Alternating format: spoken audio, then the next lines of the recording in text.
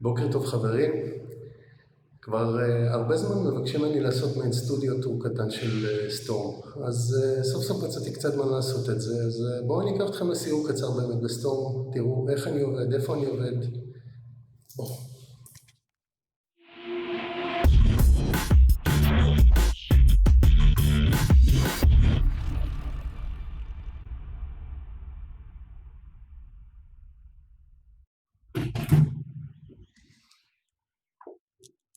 טוב, ברוכים הבאים. אז המקום הראשון שלנו אנחנו נכנסים זה בעצם המטבחון, קפה, תה, כל מה שאנחנו רוצים. פה יש לנו את ציור הקיר המפורסם שעשיתי עם איירבראש כשהגעתי לפה. בצד הזה יש את מה שאני חושב הוא הדבר הכי חשוב באולפן או בכל אולפן, זה מקרר הבירות. כמו שאתם רואים הוא צריך מילוי, אז הוא עובד. פה יש לנו מעין דלפק קטן, פה אפשר לשתות את הקפה, לאכול, לנוח, להתכבד פה בסוכריות או אלכוג'ל או מסכה מי שרוצה. פה יש כמה מהחברים שלי, מסתכלים עלינו, בודקים שאנחנו מתנהגים יפה, גם פה. אני חושב שאתם מכירים אותו, ואנחנו נכנסים בעצם לסטודיו A. סטודיו A זה הבוץ, זה חדר ההקלטה היבש. פה מקליטים בעצם שירות, אפשר להקליט פה בעצם כל דבר, מקליטים שירות, כלים, כל דבר שרוצים שישמע יבש, בלי שום השפעות סביבתיות. אני אעשה לכם מעין סיבוב קטן. אתם רואים דרך החלון את הקונטרול שתכף נגיע אליו, זניות, כבלים, שטויות כרגיל. אז זה סטודיו A.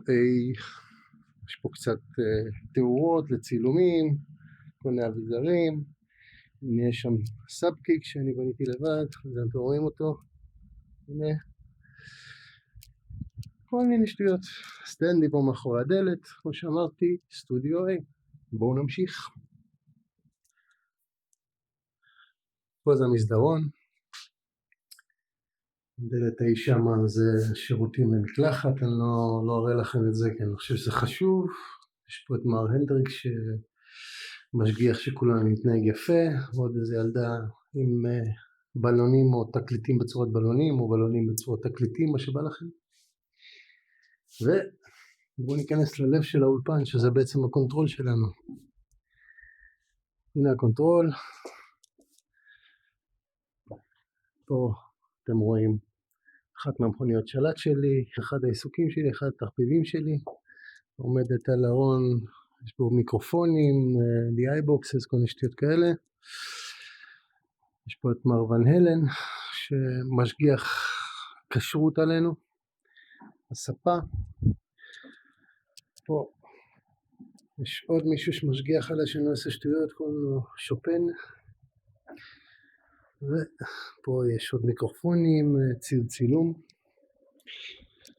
הנה כמה מהגיטרות שלי, אני לא הולך להתעכב על כל אחת ואחת מהן, כי אם אני אעשה את זה, הווידאו הזה יהיה באורך של שעתיים. אבל יש פה בס של מרגוס מילר, הסטרט שלי מאחורי הטלקסטר טינליין משנת, אני חושב, 84.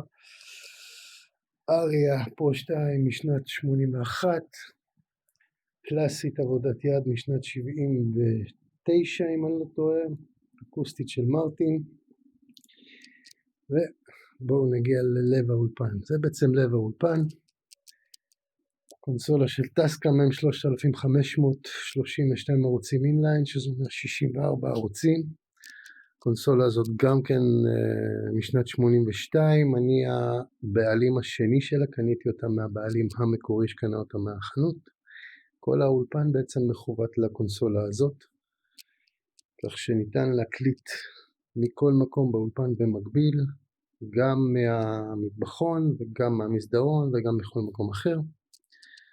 המוניטורים שלי, ג'נלק 8050B, מאוד אוהב אותם, מאוד אוהב את הסאונד שלהם.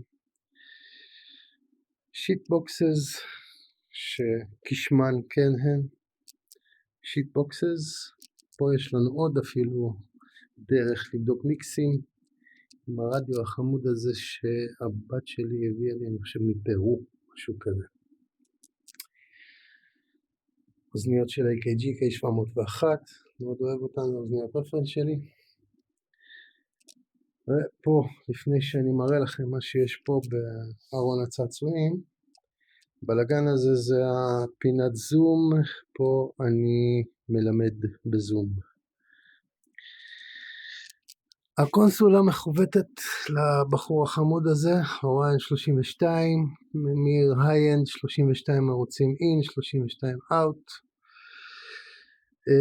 מתחתיו פאצ'ים של כל הברזליאדה, והנה הצעצועים שלי. ראשון, אקוולייזר גרפי 2/3 אוקטבה, סטריאו כמובן של ADA משנות ה-80. מתחתיו אחד הדיליים הכי אגדיים שאי פעם יצאו, ה-TC2290 של TC Electronics. מתחתיו עוד דיליי חמוד של ה-N6, מאוד מאוד מהיר ונוח לעבוד איתו. לקסיקון PCM 80, גם ה-SPX 9000 ו-BBE סוניק מקסימייזר. מי שלא מכיר את הדבר הזה, מציע לכם לבדוק מה זה. אני לא רוצה להיכנס להסברים כי שוב זה יהיה ארוך, אבל זה מכשיר מאוד מיוחד שעושה משהו מאוד מעניין מבחינת סאונד. צד השני יש לנו שתי קלונים של פולטקים של וורם אודיו, שתי קלונים של 76 של וורם אודיו, קומפרסור של דרומר 241, קומפרסור מעולה על טופים, על בס. מתחתיו קומפרסור מנורות, אני חושב הכי זול ואחד הטובים והמפתיעים שקיימים בשוק, ה-ART Pro VLA2. ומתחתיו, אתם לא טועים, אתם רואים טוב, זה טייפ קסטות, טייפ קלטות, טסקה 112, מאוד אוהב אותו. בואו נעבור לצד השני, זה הצד של הסינטים והגיטרות. נתחיל מפה, הסינטי נשב האהוב עליי ביותר, VFX SD של Ensoniq, נמצא אצלי מיום שהוא נולד, מאוד מאוד את הסאונד שלו, השתתף בהרבה מאוד מהלהיטים המוכרים משנות ה-80, מתחתיו מקלדת שליטה של M-Audio. הדבר הזה, זה שלט של הדבר הזה. הדבר הזה נקרא קורג M3R, זה בעצם גרסת הרק של ה-M1 של קורג. מעליו אתם רואים וירוס, מתחתיו אתם רואים עוד קורג, טריטון מורחב עד קצה גבול היכולת, ומעל כולם ליין מיקסר של ברינגר הקלידים. עכשיו בואו נעבור למטעמים של הגיטרה, נתחיל מהקופסה הזאת, אני לא יודע אם אתם מכירים אותה, ה-Universal Audio Aux מדמה בוקסות וגם לואודבוקס, זאת אומרת אפשר לחבר אליו מגברים בלי לחבר אותם לבוקסה ובלי לפחד שיקרה להם משהו. קרווין קוואד אקסאמפ, פריאמפ אגדי משנות ה-80, היה בכל אולפן אפשרי, יוצר משהו כמו 2-3 עד שבוגי הוציאו להם צו בית משפט והכריחו אותם להפסיק לייצר אותם כיוון שהוא היה דומה מדי לבוגי קוואד. מתחתיו ADA MP1 קלאסיק, הפריאמפ הטוב ביותר של ADA לטעמי. מעבר לכל מה שיש ב-MP1 יש פה עוד סאונדים, עוד מצבים, ומה שהכי חשוב יש פה נויז גייט מובנה. מתחתיו G Major של TC Electronics, מולטי אפקט מכוון לגיטרות, בוא נקרא לזה ככה. ומתחתיו ממשק מידי שעובד עם כל הסינתסייזרים, ובשילוב עם תוכנה בשם MIDI-Quest שאני עובד איתה, הופך בעצם את כל הסינתסייזרים ל-VSTs לכל דבר. פה למטה יש לנו שתי פאוור אמפס מנורות לגיטרה, ADA מייקרוטיוב 100 ו-PV קלאסיק 5050, ופה יש לנו בעצם את פדל השליטה של הפריאמפ של הקרווין. כל המערכת הזאת בנויה ומכוותת בצורה כזו שאני יכול לבחור עם איזה פאוור לעבוד, עם איזה פרה לעבוד, ובעצם יש לי פה גמישות מקסימלית. מעבר לזה כמובן שאני גם יכול לחבר לאוקס כל אחד מהמגברים שלי שאנחנו נראה עוד מעט, בעצם נותן לי פלטה אינסופית של סאונדים. אגב, הנה משהו שהוא פריט אספנות, כן, כן, דיסקטים, לא יודע אם אתם זוכרים את זה, זה דיסקטים, הדיסקטים האלה פעילים, עובדים, הם שייכים לקורג ולאנסוניק, וכן, פריט אספנות חמוד. טוב, בואו נמשיך, אמרנו ספה, זהו, זה הקונטרול, בבקשה. מפה אנחנו ממשיכים לסטודיו בי. סטודיו בי זה הלייב רום של האולפן, הנה, סטודיו בי. ככה הוא נראה. במרכזו ובעצם גולת הכותרת, או לא גולת הכותרת, אבל אחד הדברים האהובים עליי פה, ואחד הדברים שמאוד פופולריים בקרב מי שבא לעבוד פה, זה הבייבי גרנד הזה, ששמו בישראל הוא אוקטובר האדום, קרסנה אוקטובר. הוא בן משהו כמו 105 שנים. הוא נשמע פנומנלי, וזה לא אני אומר, אלא אומרים כל מיני פסנתרנים שהיו פה, ניגנו, הקליטו איתו. אגב, שם אתם רואים לוח מחיק וכיסאות אני עושה פה סדנאות וכיתות אומן. פה אתם רואים חלק מאוסף הדיסקים שלי שמשולב עם כל מיני קופסאות של אפקטים וכל מיני שטויות. כבלים, חלקים וכן הלאה וכיוצא בזה. חלק מאוסף התקליטים שלי, חלק קטן, הרוב נמצא אצלי בבית, ספרות מקצועית, מניואלים וכאלה. פה יש לנו שטח אחסון קטן שמשמש לאחסון ארגזים של גיטרות, רקים למיניהם, ומה שיותר חשוב, מערכת התופים שלי, ימה רקורדינג קסטום 7 חלקים משנת 1984, כל הפרזול שלה, פה יש עוד גיטרה, פה יש את הקמפר סטייג' שלי, יש פה את הפדל בורד שלי של הופעות, יש פה כל מיני דברים. ובואו נעבור, רגע, שכחתי להדליק לכם את האור, אז בואו נדליק לכם את האור. בארון הזה יש פה כל מיני פדלים, שאני השתמשתי ואני משתמש בהם בבסיס יומיומי. כמה דברים ששווים מזכור במיוחד זה כל המשפחה המורחבת של טיובורקס. רואים את השחור הזה שם מאחור, זה דיסטורשן די נדיר של דימרזיו משנות ה-80 שנקרא Very Metal, סאונד מאוד מאוד מיוחד.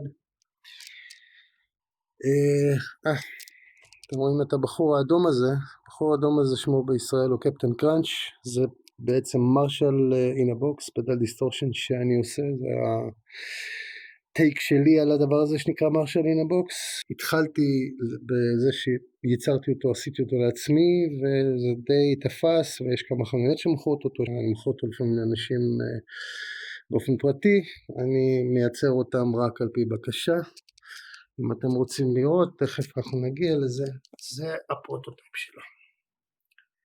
מפה הוא נולד, ככה נראה המוצר המוגמר, DS1, קילי מודיפייד, האיבנז הזה עבר מודיפיקציה שלי, יש לו סאונד מאוד מאוד פתוח ושקוף, אבל עדיין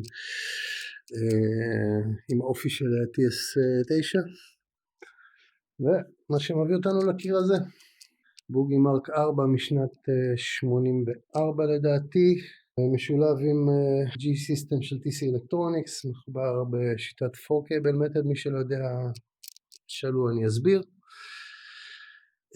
מחובר בעצם לשתי בוקסות של בוגי, בוקסות תיאלה של בוגי, שהייחוד שלהן הוא מה שנקרא road ready.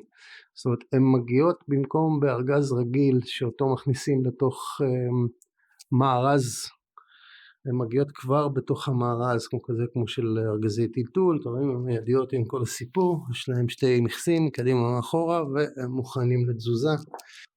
זה בעצם המגבר שהיום יוצא איתי להופעות, במידה ואני צריך מגבר בהופעות, אם זה לא עם קמפר, מיני רקטיפייר של בוגי, עם 1.12 אופנבק, גם של בוגי. ופה יש את הסבא של כולם, מרק 2A משנת 1976 אם אני לא טועה, לווה אותי הרבה מאוד שנים, נשמע מדהים. היום הוא כבר בפנסיה, הוא רק יושב פה באולפן ועובד להקלטות, אבל היו הרבה שנים שסחבתי את המפלצת הזאת להופעות, ותאמינו לי, הדבר הזה שוקל לפחות כמוני. פה יש לנו את המיני פדלבורד שבניתי לי לצרכי עבודת אולפן, שמתי לפני כמה ימים לדעתי תמונה של זה, ראיתם בפייסבוק או משהו כזה, קטן, מודולרי, שקט, כמו שאמרתי, לאבא של הקטן שהפרוטוטייפ, גם הקיוקסטרימר הזה עבר מודיפיקציה שלי, נשמע מאוד מעניין. זה בערך מה שיש להגיד על הפדלבורד הזה.